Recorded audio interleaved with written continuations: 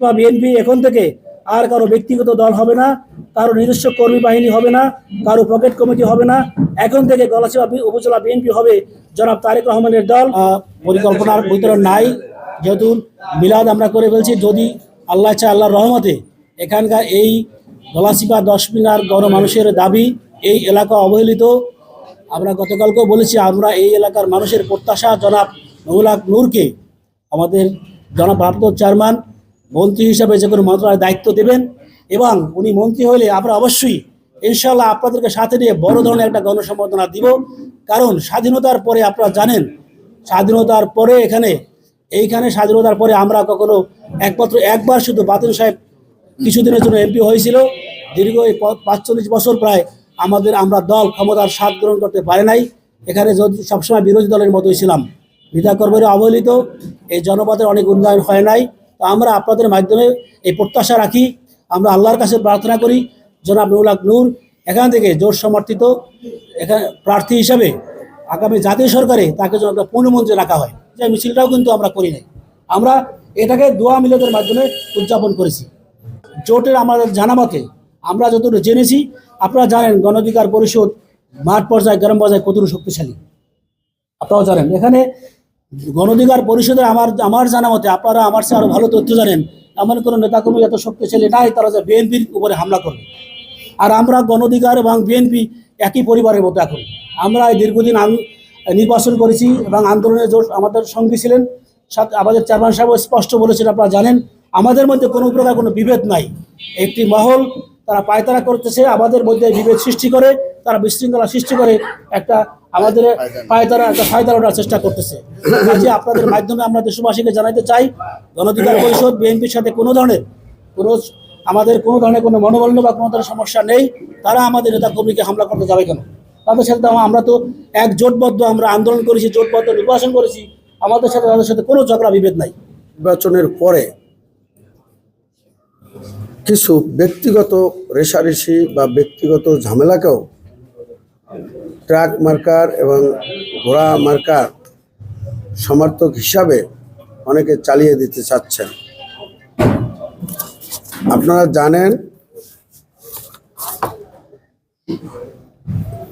জামাত যিনি চরবিশ্বাসে জামাতের এজেন্ট ছিলেন, তাকে ব্যক্তিগত কারণে, পূর্বের শত্রুতার কারণে ওখানের যারা রাজনীতির বাইরে যারা ছিল, যে লোক যাদের সাথে মারামারি হয়েছেন, তারা কোনো রাজনীতি করেন না, তারা ট্রাক মার্কার সমর্থক ছিলেন বলে আমরা জেনেছি। সেই ঘটনাকেও, ব্যক্তিগত ঘটনাকেও জনাব পরাজিত প্রার্থী জনাব হাসান মামুন ভাই আমাদের ছাত্র দলের নেতা হিসেবে পরিচয় দিয়ে ফেসবুক পোস্ট করেছেন। আসলে তিনি ছাত্র দল বা বিএনপির কেউ নয়, তিনি জামাতের লোক। এরকম বিভিন্ন ঘটনা কি তিনি অতিরঞ্জিতভাবে তার ফেসবুক পোস্টের মাধ্যমে তিনি তুলে ধরেছেন। আপনাদের কাছে আমাদের দাবি বা অনুরোধ, আপনারা প্রতিটি ঘটনার সরেজমিনে তদন্ত করে যেটা সঠিক সেটাই আপনারা তুলে ধরবেন। আমাদের অসংখ্য নেতাকর্মীকে নির্বাচনের পরে ট্রাক মার্কার সমর্থন করার কারণে তারা হামলা করেছেন তাদের উপর। যেমন গতকালকে রাত্রে চরবিশ্বাসে আমাদের ট্রাক মার্কার সমর্থক জাতীয়তাবাদী মহিলা দলের নেত্রী পারুল ও নবম শ্রেণীর ছাত্রী তানজিলাকে মারাত্মকভাবে আহত করেছেন।